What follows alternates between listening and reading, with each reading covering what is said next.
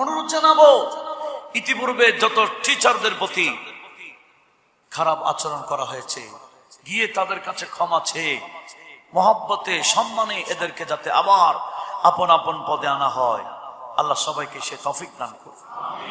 ওনাদের কোনো দোষ থাকলে বিচার আছে, এদের প্রতি বিচারেরও একটা পদ্ধতি আছে কিনা, এটা আইন অনুযায়ী করতে হবে। আইন আমাদের হাতে নেওয়ার সেই ক্ষমতা কাউকে দেওয়া হয় নাই। এক সময় আমরা ছোট থেকেও ছোটবেলায় শুনেছি, গাইডিয়ান গিয়ে বলেছেন, হ্যাঁ মারেন, হাড্ডিটা থাকলে হবে, চামড়া গোস্ত আপনার, এরকম বলতো। টিচারদেরকে কি বলতেন? বলে মারেন, না মারলে ছেলে পড়বে না, ছেলে মানুষ হবে না, তাকে মেরে মেরে শিক্ষা দেন। এগুলা গাইডিয়ানের শিক্ষকদেরকে উৎসাহিত করতেন, যারা মার খেয়েছে টিচারদের এবং সেটাকে মাথা পেতে নিয়েছে। আজকে তারা বড় বড় পোস্টের মধ্যে আছে, বড় বড় পদের মধ্যে আছে। আর এখন তো একটু মারতে গেলে গাইডিয়ান এসে টিচারকে মারে। এই পরিবেশ আমরা দেখেছি না? নাই। গাইডিয়ান যখন শিক্ষককে এসে মারে, এটা ছাত্ররা দেখেছে, বলে আমরাও আর দেরি কেন করব, আমরাও শুরু করি। আমার সাথে তো আমার ছাত্ররা কোনো আচরণ করেনি, আমি কেন বলছি? আমি বলার কারণ হেদায়েত। আমার দেশবাসী ছাত্ররা যাতে তাদের জীবন দুনিয়া আখিরাত বরবাদ না করে। কিভাবে বসতে হয় শিক্ষকের সামনে, ইমামে বুখারী উনি শিক্ষা দিয়েছেন। জগতের ইমাম, ইমামুল আইম্মা ফিল হাদিস, আমিরুল মুমিনিন ফিল হাদিস, যাকে ইমামে বুখারী বলা হয়, উনি ওনার উস্তাদ ইমামে আহমদ বিন হাম্বলের সামনে বসতেন। এরকম দুজানো হয়ে নড়াচড়া করতেন না, দুজানো হয়ে বসতেন আর বা আদব হাদিস শুনতেন ওনার উস্তাদ থেকে। ওনার উস্তাদের নাম ইমামে আহমদ বিন হাম্বল, যিনি হাম্বলি মাযহাবের ইমাম, ইনি ইমাম বুখারীর উস্তাদ। একটু বড় আওয়াজে বলি না সুবহানাল্লাহ। আদব আমাদেরকে, আমাদের মুরব্বীরা সলফে সালিহিনরা আদব শিখালেন। এমনকি প্র্যাকটিক্যাল আদব কাকে বলে শিখাবার জন্য আমার আল্লাহ জিবরিল আমিনকে পাঠাইছেন। হাদিসে জিবরিল খুলেন, এটা মিশকাতের শুরুতে আছে, সাহাসিকতার হাদিস। জিবরিল এসে আমাদের নবীর সামনে মানব সুরতে আসছেন, এসে বিভিন্ন মাল ইমান, ওমাল ইসলাম, ওমাল ইহসান বিভিন্ন প্রশ্ন করতেছে। ইমারত কিয়ামতের বিষয়ে প্রশ্ন করতেছেন। এইভাবে যে প্রশ্ন করতেছেন, প্রশ্ন কিভাবে করতে হয় নবীজিকে আমার আল্লাহ জিবরিলকে পাঠিয়ে প্র্যাকটিক্যাল শেখাচ্ছেন। জিবরিল বসেছেন এইভাবে নবীজির সামনে, দুজানো হয়ে বসে, হাত হাঁটুর উপর রেখে এরকম বসে নবীজির থেকে প্রশ্নগুলা করতেছেন।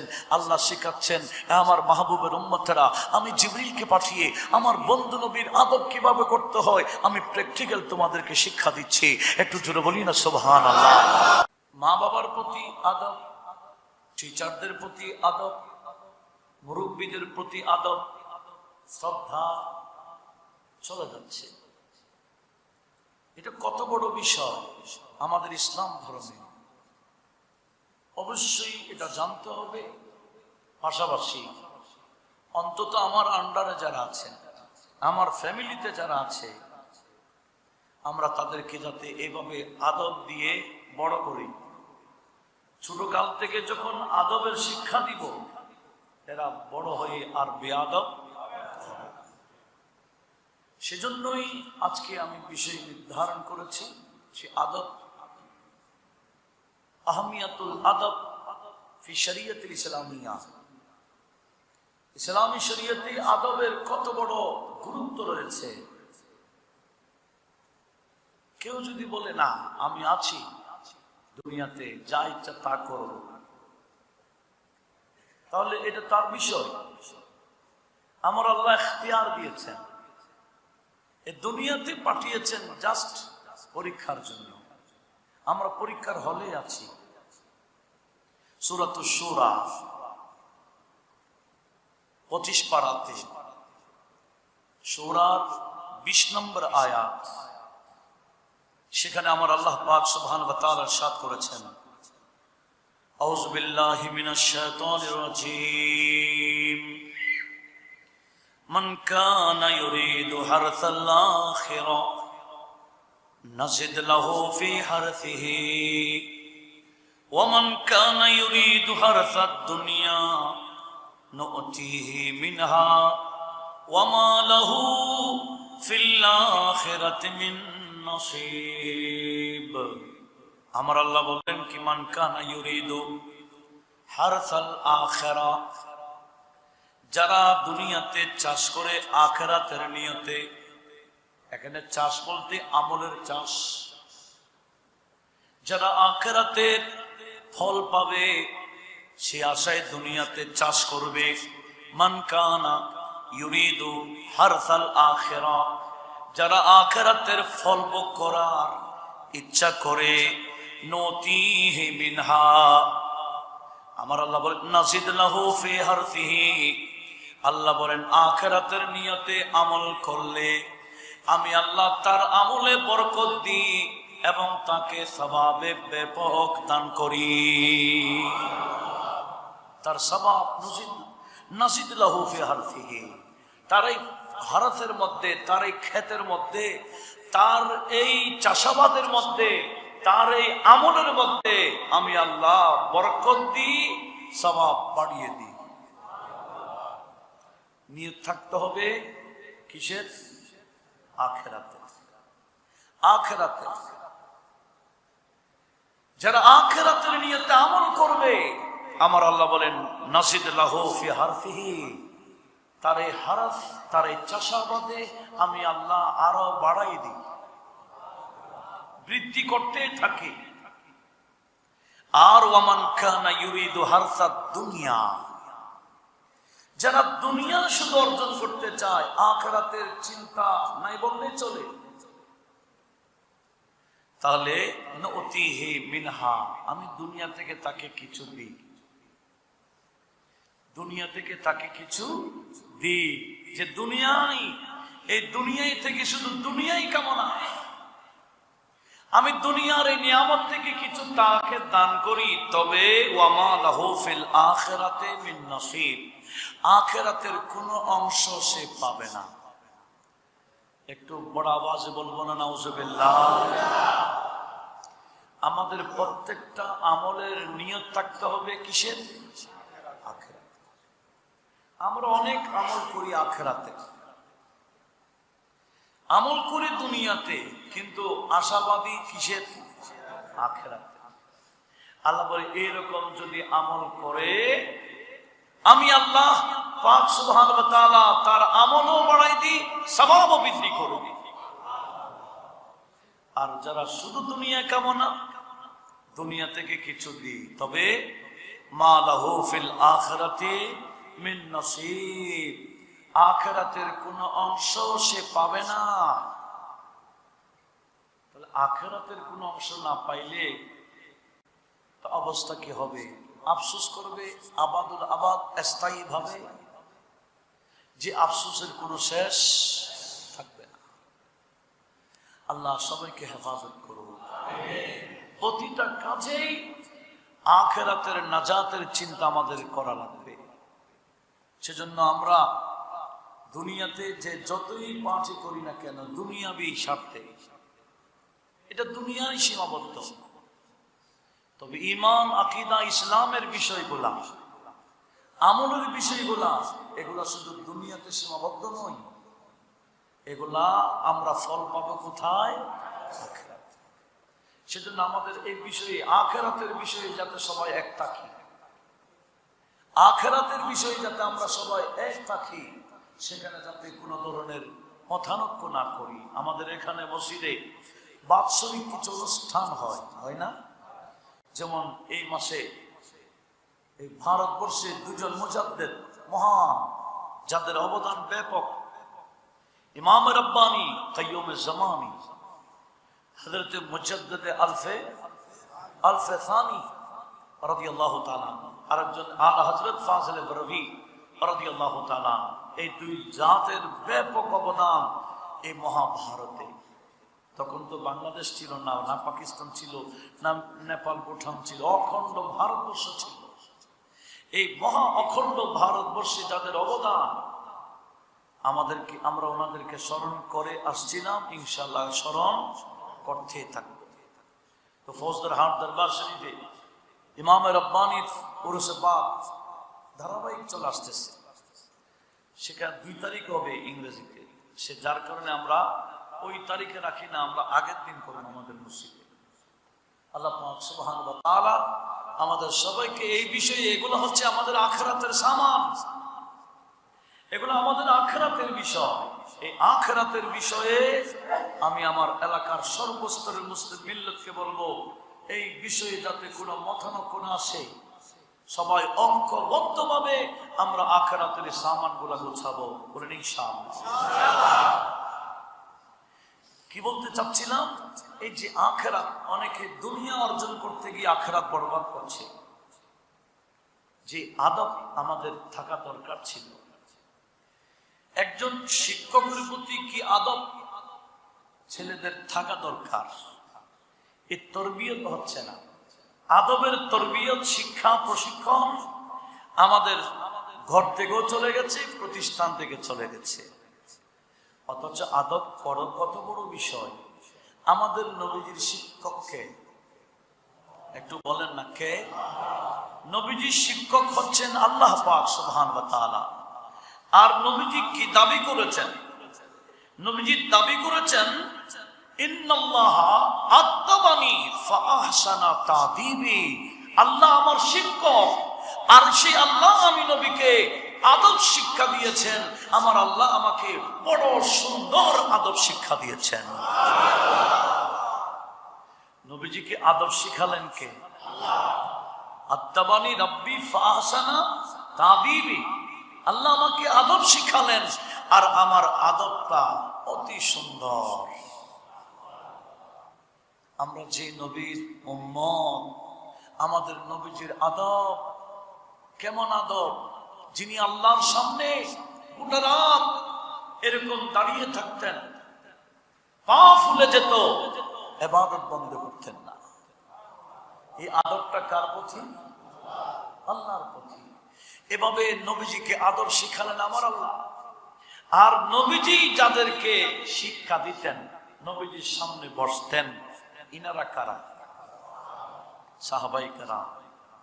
সাহাবায়ে কেরাম ইনারা কেমন আদব করতেন? বুখারী শরীফের হাদিস, বুখারী শরীফের হাদিস অনেক লম্বা হাদিস। এত লম্বা হাদিস আমি সংক্ষেপে বলবো। সেটি হচ্ছে যে আমাদের নবীজির প্রতি আদব সাহাবারা এমন ভাবে করতেন, নবীজি কোনো ওয়াজ ও নসিহত করলে সাহাবারা একেবারে চুপচাপ বসে চেহারাটা নিচু করে থাকতেন, সরাসরি নবীজির দিকে দেখতেন না। আবার যদি বেয়াদবি হয়ে যায়,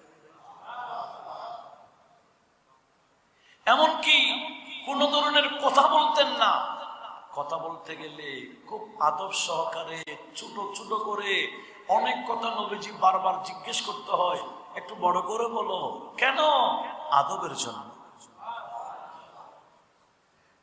আদব কাকে বলে? সাহাবায়ে কেরাম প্র্যাকটিক্যাল আমাদেরকে শিক্ষা দিয়েছেন। এমনকি যখন এটা বুখারী শরীফ কিতাবুল শুরুতে আছে, কিতাবুল মাখাজিতে আছে, বিভিন্ন জায়গায় প্রথম খণ্ড 379 নম্বর পৃষ্ঠাতে ইমাম বুখারী নোট করেছেন। এমনকি জায়গায় জায়গায় এই হাদিস খানা আসে, সেটা হলো সাহাবায়ে কেরাম নবীজির প্রতি এত বেশি আদব রাখতেন, মনে হচ্ছে ইনাদের মাথার উপর যদি পাখিও বসত, পাখি উড়াল দিবে না। কেন? এত বেশি নীরবতা পালন করতেন, নড়াচড়া করতেন না। পাখি ওনাদের মাথায় থাকলে পাখিও নড়বে না, এরকম আদব রক্ষা করতেন। এভাবে আদব, যেমন নাকি আপনার ওই হুদাইবিয়া সন্ধির সময় কাফের মক্কার কুরাইশদের পক্ষ থেকে ওরওয়া সাকাফি আসছিলেন। সে এসে নবীজি এবং সাহাবায়ে কেরামের অবস্থা দেখেছেন। দেখে কাফেরদেরকে বলছে, এই তোমরা এই মুহাম্মদ সাল্লাল্লাহু আলাইহি ওয়াসাল্লামের অনুসারীদের সাথে যুদ্ধ করে পারবা না কেন? বলে আমি ওরওয়াসকফি বড় বড় কিসরা কাইসার বাদশার কাছে দরবারে গেছিলাম, এদের সামনেও ওনাদের অনুসারীকে দেখেছিলাম, তবে আমি স্বচক্ষে মুহাম্মদ সাল্লাল্লাহু আলাইহি ওয়াসাল্লাম এবং ওনার অনুসারীকে দেখে আমি ইয়াকিন করে ফেললাম তোমরা ওনার সাথে যুদ্ধ করে পারবা না, কারণ ওনার সঙ্গীরা ওনার প্রতি যে আদব রক্ষা করতে আমি দেখেছি, যে সম্মান করতে আমি দেখেছি, দুনিয়ার কোন মানুষ এভাবে সম্মান কাউকে করে না। একটু জোরে বলুন না সুবহানাল্লাহ। সেই ওই ওনার বর্ণনাটা বুখারী শরীফ আসছে, কিরকম? সে বলছে ওয়াল্লাহি ওয়াল্লাহি, আমি আল্লাহর শপথ করে বলছি, মা রাআইতু মুলকান কাত্তুন মালিকান কাত্তুন, আমি এমন কোন রাজা বাদশাকে দেখি নাই, ইউআযিমুহু আসহাবুহু, যে বাদশাদেরকেই তাদের সঙ্গীরা তাদের সাথীরা সম্মান করেছে, যেভাবে মা ইউআযিমু আসহাবু মুহাম্মাদিন সাল্লাল্লাহু আলাইহি ওয়াসাল্লাম মুহাম্মাদা, মুহাম্মদ সাল্লাল্লাহু আলাইহি ওয়াসাল্লামের সঙ্গীরা সাথীরা আসহাবরা মুহাম্মদ সাল্লাল্লাহু আলাইহি ওয়াসাল্লামের প্রতি যে আদব দেখাচ্ছেন, যে সম্মান দেখাচ্ছেন, পৃথিবীর মধ্যে এরকম কোন রাজা বাদশাকে আমি দেখি নাই তার প্রজারা এরকম সম্মান করতে। উচ্চ আওয়াজে বলুন সুবহানাল্লাহ। এই আদব নবীজিকে দেখাইতেন কারা? সাহাবারা। আর সাহাবীদের প্রতি আদব দেখাতেন সাহাবীরা, যাদেরকে শিক্ষা দিতেন ওনারা হচ্ছেন তাবেঈরা। একটু জোরে বলি না সুবহানাল্লাহ। এই যে ধারাবাহিক আদবের শিক্ষা এই পর্যন্ত আসছে, ইসলামে এই আদবের গুরুত্ব ব্যাপক। এমনকি আমাদের ইমামে আজম আবু হানিফা নু'মান বিন সাবিত রাদিয়াল্লাহু তাআলা, ওনার একজন শিক্ষকের নাম ছিল হাম্মাদ। ইমামে আজমের 4000 শিক্ষক ছিলেন। কয় হাজার?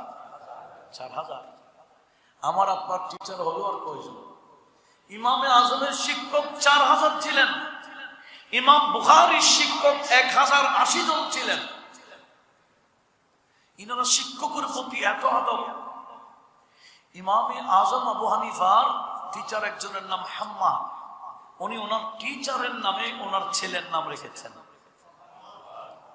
শিক্ষকের নামে বরকতের জন্য নিজের সন্তানের নাম হাম্মাদ রেখেছেন। যে ইমামে হাম্মাদের বাড়ি যেদিকে, ইমামে আজম বলেন, খোদার কসম করে বলি, আমার জানা মতে আমার শিক্ষকের বাড়ি যেদিকে, আমি কখনো সেদিকে পা দিয়ে বসিও নাই, পা দিয়ে ঘুমাই নাই, ওদিকে পা লম্বা করি নাই। অথচ অনেক দূরে ওনার বাড়ি। আমার টিচারের প্রতি আমি সামনাসামনি নয়, টিচারের বাড়ি যেদিকে আমি সেদিকে পা লম্বা করি নাই। শিক্ষকের বাড়ির দিকে পা লম্বা করেন ইমামে আজম। আর আমরা তো এখান থেকে কাবা শরীফের দিকে কি পা লম্বা করে শুই? কথা বলেন। আমাদের দেশে অনেকে বলবো শুইতে পারবে, বলে কেন? বলে আমি মক্কা শরীফে দেখে এইটা কাবা, কাবার দিকে পা দিয়ে ঘুমাইতে দেখেছি, এটা জায়েজ আছে। এরকম জায়েজ আছে বললে হবে? আমিও দেখি, আপনারা যারা উমরাতে হজে গেছেন বা বিভিন্ন হজের সময় গেছেন, দেখেছেন কাবাকে সামনে দিয়ে পা দিয়ে ঘুমাচ্ছে। কেন? এটা যে আদবের বিপরীত, এটা যে আদবের খেলাফ, এটা এদের মাইন্ডে নাই। এই তরবিয়ত তারা পায় নাই, এই আদব তাদেরকে শিক্ষা দেওয়া হয় নাই। আদব কাকে বলে এরা জানে না। এরা মনে করে পা যেটা হাতও সেটা, এটা যেভাবে অঙ্গ, পা হাত লাগাইতে পারলে পা কেন লাগাইতে পারবো না? এরা বলছে হাজা উসমান হাজা উসমান সাবা সাবা, এটাও অঙ্গ এটাও অঙ্গ, দুটো অঙ্গ কি বরাবর? আদব বুঝে না কেন? ছোট কাল থেকে আদব কাকে বলে এই তরবিয়ত, এই শিক্ষা তাদেরকে দেওয়া হয় নাই। কিন্তু আমাদের দেশে মুসলিম পরিবারে এই আদব শেখানো হয়। কথা বলো ঠিক না? এমনকি কিভাবে বসতে হয় শিক্ষকের সামনে, ইমামে বুখারী উনি শিক্ষা দিয়েছেন। জগতের ইমাম, ইমামুল আইম্মা ফিল হাদিস, আমিরুল মুমিনিন ফিল হাদিস, যাকে ইমামে বুখারী বলা হয়, উনি ওনার উস্তাদ ইমামে আহমদ বিন হাম্বলের সামনে বসতেন। এরকম দুজানো হয়ে নড়াচড়া করতেন না, দুজানো হয়ে বসতেন আর বা আদব হাদিস শুনতেন ওনার উস্তাদ থেকে। ওনার উস্তাদের নাম ইমামে আহমদ বিন হাম্বল, যিনি হাম্বলি মযহাবের ইমাম, ইনি ইমাম বুখারীর উস্তাদ। একটু বড় আওয়াজে বলি না সুবহানাল্লাহ। আদব আমাদেরকে, আমাদের মুরব্বীরা সলফে সালিহিনরা আদব শিখালেন। এমনকি প্র্যাকটিক্যাল আদব কাকে বলে শিখাবার জন্য আমার আল্লাহ জিবরিল আমিনকে পাঠাইছেন। হাদিসে জিবরিল খুলেন, এটা মিশকাতের শুরুতে আছে, সাহাসিকতার হাদিস। জিবরিল এসে আমাদের নবীর সামনে মানব সুরতে আসছেন। এসে বিভিন্ন মাল ইমান, ওমাল ইসলাম, ওমাল এহসান বিভিন্ন প্রশ্ন করতেছে। এমারত কিয়ামতের বিষয়ে প্রশ্ন করতেছেন। এইভাবে যে প্রশ্ন করতেছেন, প্রশ্ন কিভাবে করতে হয় নবীজিকে আমার আল্লাহ জিবরিলকে পাঠিয়ে প্র্যাকটিক্যাল শেখাচ্ছেন। জিবরিল বসেছেন এইভাবে নবীজির সামনে, দুজানো হয়ে বসে, হাত হাঁটুর উপর রেখে এরকম বসে নবীজির থেকে প্রশ্নগুলা করতেছেন। আল্লাহ শেখাচ্ছেন, আমার মাহবুবের উম্মতেরা, আমি জিবরিলকে পাঠিয়ে আমার বন্ধু নবীর আদব কিভাবে করতে হয় আমি প্র্যাকটিক্যাল তোমাদেরকে শিক্ষা দিচ্ছি। একটু জোরে বলি না সুবহানাল্লাহ। এগুলার নাম আদব, যেটা আমরা ধারাবাহিক শিখে আসছি। আজকে আমরা সেই আদবকে হারাতে যাচ্ছি, আদবকে হারাতে যাচ্ছি। দেখেন ইমামে মালিক, ইনিও মযহাবের ইমাম। আদব ইনি, অথচ আপনারা এখন বা সৌদি আরবে মক্কা শরীফ, মদিনা শরীফ এমন টাইলস বিছানো হয়েছে যে টাইলস গুলো হাজারো রোদ পড়লে গরম হচ্ছে না। এটা বিরাট এহসান। আমি যখন প্রথম গেছিলাম এই টাইলস গুলো ছিল না। এগুলো 2004 সালে, যারা গেছেন এনারা জানেন। 4 সাল বা এর আগে যারা গেছেন অবশ্যই দেখেছেন, পা রাখা যায় না, ফুসকা পড়ে যায় গরমে। কিন্তু এখন তো হাঁটলে হাঁটা যায়। কেন? এমন টাইলস লাগানো হয়েছে যতই রোদ পড়ুক না এটা গরম হচ্ছে না। এরকম টাইলস বর্তমান লাগিয়েছেন সাদা সাদা, কিন্তু আগে এগুলা ছিল না। মক্কা শরীফ, মদিনা শরীফের গরম মারাত্মক। কিন্তু মারাত্মক হলো ইমামে মালিক রাহমাতুল্লাহ আলাইহি।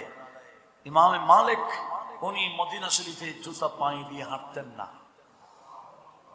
বলে আমার ভয় হচ্ছে আমি যে জায়গায় পা রাখবো জুতা দিয়ে, এই মদিনার গলিতে অলিতে রাস্তায় আমার নবীজি চলেছেন, যেই রাস্তায় নবীজির পা রেখেছেন সেখানে আমি জুতা কিভাবে রাখবো? এটা ওনার মনের একটা আবেগ। এই আবেগ কাজ করতেন। বলে না, আমি এই মদিনাতে জুতা পরিধান করে হাঁটতে পারবো না, জুতা ছাড়াই হাঁটতে হবে। এটাই আমার সরকারের প্রতি আদব। সেই ইমামে মালিকের কাছে এত বেশি আদব ছিলেন, উনি ওনার ছাত্রদেরকে আদব শিখাইতেন। ওনার একজন ছাত্রের নাম ফুদাইল বিন আয়াস। ইনি জগৎ বিখ্যাত মুহাদ্দিস ছিলেন, পাশাপাশি বড় মাপের ওলি ছিলেন ফুদাইল ইবনে আয়াস। ফুদাইল ইবনে আয়াস বলছেন, আমার হুজুর ইমামে মালিক, আমি আমার হুজুর থেকে 20 বছর পড়েছি।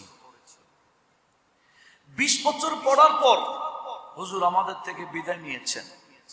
পরবর্তী খেতে খেতে ফুদাইল বিন আয়াস বলছেন, এই দুনিয়ার মানুষেরা, আমি আমার উস্তাদ ইমামে মালিক থেকে 20 বছর পড়েছি। কি পড়েছি জানো? এই 20 বছরের মধ্যে আমার হুজুর আমাকে 18 বছর শুধু আদবই শিক্ষা দিয়েছেন। 1.5 যুগ শুধু কি শিক্ষা দিলেন? আদব। আর 2 বছর পড়ালেন। হুজুরকে 2 বছর পর হারিয়ে ফেলেছি, আমি কাঁদতেছি আর আফসোস করছি, হিস হুজুর যদি ওই 2 বছরও আমাকে আদব শিখাইতো আমি আরো বেশি লাভবান হইতাম। একটু জোরে বলুন না সুবহানাল্লাহ। দেখেন আমাদের ইসলামের মধ্যে এই আদবের গুরুত্ব কত। সেজন্য আদব এটা আসতে হবে ঘর থেকে, ঘর থেকে, ঘর থেকে আসতে হবে। বিদায় আমার নবীজি কি বলেছেন হাদিসে পাকে একটু লক্ষ্য করুন। সে হাদিস খানা বহু ইমাম আহমদ বিন হাম্বল ওনার মাসনাদে আহমদের মধ্যে 15,403 নম্বরে, তিরমিজি শরীফে 1952 নম্বর হাদিসে, এভাবে আল কামিলের মধ্যে আল্লামা ইবনে আবদি ওনার কিতাবের মধ্যে, ইমাম তাবরানী আল মুজিম আল ওয়াসিতে মিশকাত হাদিসগুলো তাকরার আসছে, বারবার আসছে। সেগুলা কি? হযরত আমর ইবনে সাঈদ ইবনে আল আস উনি হাদিস বর্ণনা করছেন, নবী পাক সাহেবুল আওলাদ সাল্লাল্লাহু আলাইহি ওয়াসাল্লাম ইরশাদ করেছেন, মান হালা ওয়ালিদু ওয়ালাদান আফজালা মিন আদবিন হাসানিন। দুনিয়ার বাবারা সন্তানদেরকে যা উপহার দেয়, বাবা হিসেবে সন্তানকে যা উপহার দেয়, বাবার পক্ষ থেকে সন্তানের প্রতি শ্রেষ্ঠ উপহারের নাম সুন্দর আদব শিক্ষা। এটা ছেলেদের প্রতি উপহার। বাবা ছেলেদেরকে আদব শিখাইবে, এটা হচ্ছে শ্রেষ্ঠ উপহার। যেই ঘর থেকে আদবের প্রশিক্ষণ নেবে সে বাহিরে এসে কি আর বেয়াদবি করতে পারবে? এটা স্বাভাবিক কথা। সেজন্য প্রত্যেকটা মা বাবার উচিত ছোট থেকে এই উপহারটা যাতে দেয়, আদবের তরবিয়ত যাতে দেয়। টিচারদের প্রতি কি আদব রক্ষা করতে হবে। এক সময় আমরা ছোট থেকেও ছোটবেলায় শুনেছি গাইডিয়ান গিয়ে বলেছেন, হ্যাঁ মারেন, হাড্ডিটা থাকলে হবে, চামড়া গোস্ত আপনার, এরকম বলতেন। টিচারদেরকে কি বলতেন? বলে মারেন, না মারলে ছেলে পড়বে না, ছেলে মানুষ হবে না, তাকে মেরে মেরে শিক্ষা দেন। এগুলা গাইডিয়ানের শিক্ষকদেরকে উৎসাহিত করতেন, যারা মার খেয়েছে টিচারদের এবং সেটাকে মাথা পেতে নিয়েছে। আজকে তারা বড় বড় পোস্টের মধ্যে আছে, বড় বড় পদের মধ্যে আছে। আর এখন তো একটু মারতে গেলে গাইডিয়ান এসে টিচারকে মারে। এই পরিবেশ আমরা দেখেছি না? নাই। গাইডিয়ান যখন শিক্ষককে এসে মেরে মারে, এটা ছাত্ররা দেখেছে, বলে আমরাও আর দেরি কেন করব, আমরাও শুরু করি। এই যে টিচারদের প্রতি মাইর ছাত্রের পক্ষ থেকে, মনে রাখবেন যেই টিচারের অন্তরে ব্যথা হবে। আমি নিজে শোষককে দেখেছি। আমাদের জামিয়ার একজন ছাত্র ছিলেন, যিনি কামেলে পড়ার সময়, আমি নাম নিচ্ছি না, উনি ইন্তেকাল করেছেন, নাম নিচ্ছি না, কামেলের মধ্যে থাকতে উনি ঘোষণা দিয়েছেন, এবছর ফার্স্ট অ্যাসিস্ট্যান্ট কেউ যদি করার থাকো তোমরা পরীক্ষা দিও না, আগামীতে দিও, এবার আমি দিচ্ছি। তার মানে কি? ফার্স্ট অ্যাসিস্ট্যান্ট এটা আমার, এটা আমি নিব, এত ব্রেন ওনার ছিল। কিন্তু দেখা যায় ওই ব্যক্তিকে আমি নিজেই দেখেছি নালার মধ্যে নালা পরিষ্কার করতেছে, কাপড়ের ঠিক নেই, চোপড়ের ঠিক নেই, ঘুরতেছে, পাগল পাগল পাগল অবস্থায় খবরে গেছে। কেন? বলে অন্য কোনো কারণ না, উনি অনেক ভালো স্টুডেন্ট ছিলেন, কিন্তু একদিন এই পড়াতে আসছিলেন টিচার, ওই টিচারকে উনি বিভিন্ন ধরনের প্রশ্ন করে টিচারকে কি লাঞ্ছিত করেছেন এবং বলেছেন আপনি পড়াইতে না জানলে এখানে আসছেন কেন। এই কথাটা টিচারের অন্তরে এমন ভাবে লাগলো, টিচারের চোখ দিয়ে পানি বের হয়েছে। আমার আল্লাহর কুদরতে কলম মেরে দিয়েছে। ওই ছাত্র যত বড় ব্রেনি হোক না কেন, সে পড়াইতে পারে নাই, সে আর টিচার হতে পারে নাই, দুনিয়াও করতে পারে নাই, পাগল হয়ে রোডে রোডে ঘুরতে আমি দেখেছি। এখনো যারা ছাত্ররা টিচারদের বদদোয়া নিচ্ছে, না জানি কখন পাগল হয়ে যায়, না জানি কখন এই বেঈমান হয়ে যায়। কারণ ইনাদের বদদোয়া বড় মারাত্মক। অভিশাপ যখন দেবে, দুনিয়াতে অভিশাপ চলবে, আখিরাতে অভিশাপ চলবে। সেজন্য আমাদের প্রত্যেকের যাদের ঘরে সন্তান আছে, ছাত্র আছে, এদেরকে বসাইয়া বাবারা, বড় ভাইয়েরা আদবের প্রশিক্ষণ দেন। আদবের প্রশিক্ষণ দেওয়া মানে এদের দুনিয়া আখিরাতকে সুন্দর করা। একটু জোরে বলি না সুবহানাল্লাহ। সেজন্য বর্তমানে যে পরিস্থিতি দেখেছি, গোটা বিশ্বকে লাঞ্ছিত বানালো এই বাংলাদেশকে। বিশ্বের বুকে এই বাংলাদেশকে একেবারে লাঞ্ছিত করে দিল। এই ছাত্র কিভাবে টিচার প্রতি এই আচরণ করতে পারে, কেউ বিশ্বাস করতে পারছে না। এটা এমন কেমন আচরণ? আল্লাহ আমাদের এই দেশবাসীকে হেফাজত করুন। একটু লক্ষ্য করুন, এগুলা হেদায়েতের জন্য বলছি, নতুবা আমার কি দরকার এগুলা বলা? আমার সাথে তো আমার ছাত্ররা কোনো আচরণ করেনি, আমি কেন বলছি? আমি বলার কারণ হেদায়েত। আমার দেশবাসী ছাত্ররা যাতে তাদের জীবন দুনিয়া আখিরাত বরবাদ না করে। এমনকি হাদিস শুনেন, হযরতে আব্দুল্লাহ ইবনে ওমর রাদিয়াল্লাহু তাআলা আনহুমা হাদিস বর্ণনা করছেন। ইমাম বাইহাকী শুআবুল ঈমানের মধ্যে 8409 নম্বর হাদিসে এই হাদিসটা নোট করেছেন।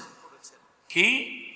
আমার নবীজি বললেন, কিয়ামতের ময়দানে প্রত্যেকটা ব্যক্তিকে প্রশ্ন করা হবে, আপন আপন সন্তানকে কি তালিম দিয়েছেন, কি শিক্ষা দিয়েছেন। মা বাবাকে প্রশ্ন করা হবে কিয়ামতের ময়দানে, এই মা বাবা সন্তানকে কি আদব শিক্ষা দিলেন, কি এলম শিক্ষা দিলেন, এই শিক্ষকদের প্রতি কিভাবে আদব রক্ষা করতে হয় এটা কতটুকু শিক্ষা দিয়েছেন। এটা কিয়ামতের ময়দানে মা বাবা থেকে আমার আল্লাহ প্রশ্ন করবেন। ঠিক পাশাপাশি ছেলেদেরকে প্রশ্ন করা হবে, তোমাদের মা বাবা তোমাদেরকে যে আদব শিক্ষা দিলেন, এই আদবের প্রতি তোমরা কতটুকু আমল করেছিলা, আদব রক্ষা করেছিলা। সন্তানদেরকে আদবের ব্যাপারে প্রশ্ন করা হবে, তোমাদের মা বাবা যা শিক্ষা দিয়েছেন এটা কতটুকু আমল করেছো। এমনকি ওই মা বাবাকে জিজ্ঞেস করবে, ছেলে সন্তানকে কতটুকু আদব শিখাইলেন। উচ্চ আওয়াজে বলুন সুবহানাল্লাহ। যে সমস্ত মা বাবা দুনিয়ার মধ্যে সন্তানদেরকে আদব শিখায় নাই, এই সন্তান কিয়ামতের ময়দানে মা বাবাকে জাহান্নামে পাঠাইবার মাধ্যম হয়ে যাবে। যার কারণে আমার আল্লাহ ইরশাদ করেছেন, ইন্নামা আমওয়ালুকুম ওয়া আওলাদুকুম ফিতনা। আল্লাহ বলে, আমি দুনিয়াতে সম্পদ দিয়েছি, আওলাদ দিয়েছি, এমনি নয়, পরীক্ষার জন্য। এই সম্পদ কিভাবে অর্জন করেছো, কোন পথে ব্যয় করেছো, পাশাপাশি সন্তানকে কিভাবে লালন পালন করেছো, তরবিয়ত কি দিয়েছো, আদব শিখাইলা কিনা, নামাজ শিখাইছো কিনা, কোরআন শিখাইছো কিনা, পর্দা শিখাইছো কিনা, এভাবে মুরব্বীদের প্রতি শ্রদ্ধা শিখাইছো কিনা। এটা কিয়ামতের ময়দানে মা বাবা থেকে প্রশ্ন করা হবে। এটাই হবে কিয়ামতের ময়দানে সন্তানগুলো মা বাবার জন্য বড় ফিতনা, পরীক্ষার মাধ্যম। উচ্চ আওয়াজে বলুন সুবহানাল্লাহ। অনুরোধ জানাবো, প্রত্যেকের সন্তানাদি আছে, আমরা আমাদের সন্তানগুলোকে গাইড করতে হবে, গাইড করতে হবে, নতুবা এই সন্তানের কারণে আমরা লাঞ্ছিত হব। আল্লাহ আমাদের সবাইকে একটু সজাগ হবার তৌফিক। দেখেন, এমনকি আমার এই আদবের ব্যাপারে হাদিসে পাকে ব্যাপকভাবে আসছে। আদব এটা অনেক বড় জিনিস। আল্লাহ পাক সুবহানাহু ওয়া তাআলা আমার নবীজিকে যে আদব শিখালেন, তার মধ্যে আমার নবীজি আমাদেরকে কিছু বলেছেন। সেটা হলো নবীজির বাণী, কিছু আমি আপনাদের সামনে উপস্থাপন করছি।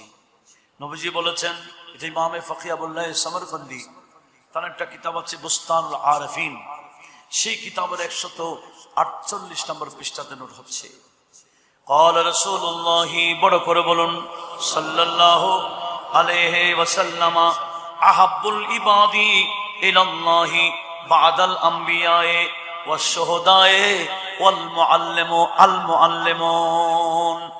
নবীজি বললেন, হে আমার উম্মত শোনো, আমার আল্লাহর কাছে নবীগণ শহীদগণদের পরপর স্থান হলো শিক্ষকদের। নবী এবং শহীদদের পর স্থান কার? আহাব্বুল ইবাদি ইলাল্লাহি বাদাল আমবিয়া ওয়াশ শুহাদা। নবী এবং শহীদদের পর স্থান হচ্ছে আল মুআল্লিম। কারা? শিক্ষক। এই শিক্ষকের প্রতি সেজন্য আমার নবীজি বিদায় হজে হযরত ইবনে আব্বাস হাদিস বর্ণনা করেছেন, হজ্জাতুল ওয়াদা বিদায় হজে আমার নবীজি এই শিক্ষকদের জন্য ক্ষমা চেয়েছেন আল্লাহর দরবারে। আল্লাহুম্মা ইগফির লিল মুআল্লিমিন, ও আল্লাহ আমার উম্মতের মধ্যে যারা টিচার হবে, শিক্ষক হবে, তুমি তাদেরকে ক্ষমা করে দাও। ও আতাল আমারহুম, তুমি তাদের হায়াত একটু বৃদ্ধি করে দাও। টিচার, আমরা অধিকাংশ টিচারের হায়াত বেশি দেখি কিনা? রিটায়ার্ড করার পরেও অনেকদিন কি বেঁচে থাকে। অধিকাংশের কথা বলছে, মাঝে মাঝে ইল্লা মাশাআল্লাহ কিছু অল্প হায়াতে চলে যায়, এটা হচ্ছে মাঝে মাঝে। অধিকাংশ দেখেন যারা টিচার তারা হায়াত লম্বা পায়। কেন? বিদায় হচ্ছে আমার নবীজি টিচারদের জন্য দোয়া করেছেন, ক্ষমাও চেয়েছেন এবং দীর্ঘ হায়াতের জন্য আল্লাহর কাছে চেয়েছেন। একটু জোরে বলুন না সুবহানাল্লাহ। আর কি? এবং বলেছেন ওয়াবারিক লাহুম ফি কওবিহিম ওয়া মাঈশাহিম, ও আল্লাহ তাদের মাঈশাত, তাদের জীবন যাত্রাকে তুমি বরকত দাও। টিচারদের ইনকাম কম, ইদানিং বা টিচারদের বেতন অনেক হচ্ছে। আমরা ছোটকালে দেখেছি টিচারে সহজে মানুষে যাইতো না। কেন? বেতন ভাতা কম।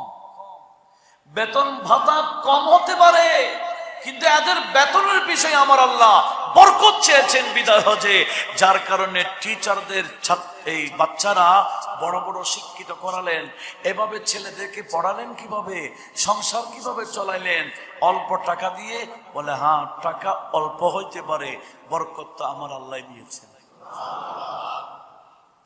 সেজন্য টিচারদের বেতন ভাতার মধ্যে বরকত আছে কি? যে সমস্ত ছাত্ররা এভাবে জোরপূর্বক টিচার দেখে পদত্যাগ করাচ্ছ, একটু চিন্তা করেছ? তোমার বাবার চাকরি যদি কেউ এভাবে নিয়ে নেই, তোমরা চলবে কিভাবে? তোমার বাবার চাকরি যদি কেউ এভাবে নিয়ে ফেলে, তো তোমাদেরকে কে চলাবে? এই শিক্ষকদেরকেও ফ্যামিলি আছে, এরা চলবে কিভাবে? চলবে? একটু কি চিন্তা করেছো? এদের অন্তরে যে বদদোয়া ঢুকাচ্ছ, এই বদদোয়ায় যে ছাত্ররা ধ্বংস হয়ে যাবে, কেউ তো একটু চিন্তা করছে না। অথচ আমার নবীজি ইরশাদ করেছেন, আহাব্বুল আমাল ইলাল্লাহ, আল্লাহর দরবার, আল্লাহর কাছে একেবারে শ্রেষ্ঠ ভালো আমলের মধ্যে অন্যতম শ্রেষ্ঠ আমল হচ্ছে আসরুর ইউদখিলুহু ফিল কুলুব, যে আনন্দ মানুষ আরেকজনের কলবে ঢুকাইতে পারে। আরেকজনের কলবে আনন্দ ঢুকাই দেওয়া, এটা হচ্ছে শ্রেষ্ঠ আমল। একটু জোরে বলুন। আপনি যখন টিচারের প্রতি শ্রদ্ধা দেখাবেন, ওনাদের খেদমত করবেন, তখন ওনাদের ভিতরে আনন্দ ঢুকবে কিনা? ইনাদের অন্তর খুশি হয়ে যাবে। তো অন্তর খুশি হয়ে গেলে দোয়া একটা দিবে, এই দোয়া ভালো হবে না খারাপ হবে? ভালো দোয়া। আর যদি তাদের মন ক্ষুণ্ণ করেন, মনে কষ্ট দেন, তাহলে দোয়া একটা করবে, এই দোয়াটা কি? খারাপ দোয়া। এই খারাপ দোয়া যে সমস্ত ছাত্রদের প্রতি পড়েছে, ওই ছাত্র দুনিয়া আখিরাত বরবাদ করেছে, উঠতে পারবে না। আল্লাহ পাক আমাদের এই ভাই বন্ধুদেরকে বোঝার তৌফিক। যে সমস্ত আমরা অনুরোধ জানাবো, যে সমস্ত টিচারদের প্রতি এই আচরণ করা হয়েছে, এদের ঘরে ঘরে গিয়ে পা ধরে যাতে ওনাদের আসনে আবার বসানো হয়। দরকার আছে কিনা? ওনাদের কোনো দোষ থাকলে বিচার আছে। এদের প্রতি বিচারেরও একটা কি আছে, অভিযোগের একটা পদ্ধতি আছে কিনা? এটা আইন অনুযায়ী করতে হবে। আইন আমাদের হাতে নেওয়ার সেই ক্ষমতা কাউকে দেওয়া হয় নাই। অনুরোধ জানাবো, ইতিপূর্বে যত টিচারদের প্রতি খারাপ আচরণ করা হয়েছে, গিয়ে তাদের কাছে ক্ষমা চেয়ে মহব্বতে সম্মানে এদেরকে যাতে আবার আপন আপন পদে আনা হয়, আল্লাহ সবাইকে সে তৌফিক দান করুন। নতুবা দুনিয়াও বরবাদ, আখিরাতও বরবাদ। আমি এখানে অনেক নোট আমার সামনে আছে, কিন্তু আমাদের নির্দিষ্ট টাইমে তো শেষ করতে হয়, তো যার কারণে আমি আর সামনে যাচ্ছি না। এটাই অনুরোধ জানাবো, যা বাহিরে হচ্ছে এগুলা যাতে আমাদের এলাকায় না হয়। আমার নবীজি বলেছেন, মান, হযরত আলীকে বলেছেন, আলী, মান আল্লামাকা হারফান ফাহুয়া আবুল লাক। ও আলী, তোমাকে যে একটা হরফ শিক্ষা দিয়েছে, মনে রাখবা উনি তোমার বাবা। কেউ বাবার প্রতি চড়াও হইতে পারে? তো চড়াও হইলে এটা কি সন্তান? না।